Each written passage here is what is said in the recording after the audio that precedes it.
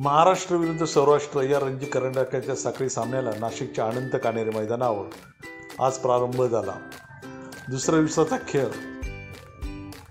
केवळ 1 तासाचा झाला आणि 1 तासाच्या खेळामध्ये सौराष्ट्राने 1 बाद 61 धावा केल्या. पंचांनी दुसऱ्या दिवसाच्या सकाळी म्हणजे भोजनाच्या वेळेस मैदानाची पाहणी केली, परंतु मैदान ओलसर असल्यामुळे चहा पाण्याच्या वेळेस पुन्हा एकदा मैदानाची पाहणी केली आणि दुपारी 3:30 वाजता खेळाला प्रारंभ झाला.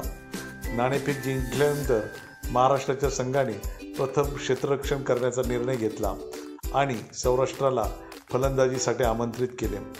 सौराष्ट्राच्या संघाने दुसऱ्या दिवसाचा खेळ संपला तेव्हा 1 बाद 61 धावा केल्या होत्या.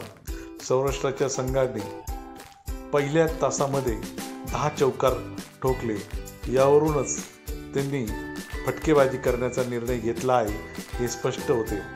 आता सामना निकाली ठरणार याबद्दल साक्षरता व्यक्त केली जात असली तरी पहिल्या डावात कोणता संघ आघाडी घेतो आणि किती गुण मिळवतो यावरच खेळाचं सर्व गणित अवलंबून आहे. दरम्यान खेळ संपल्यानंतर पुन्हा एकदा अनंत कानेरी मैदानावर पाऊस पडल्याने तिसऱ्या दिवसाचा खेळ केव्हा सुरू होईल आता याबाबत वाट पाहिली जाणार आहे. मात्र नाशिककरांनी दुसऱ्या दिवसाच्या खेळाला चांगलीच गर्दी केली होती.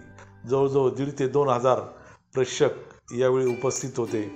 यावरून नाशिकचे क्रिकेट प्रेमींचा उत्साह दिसून आला.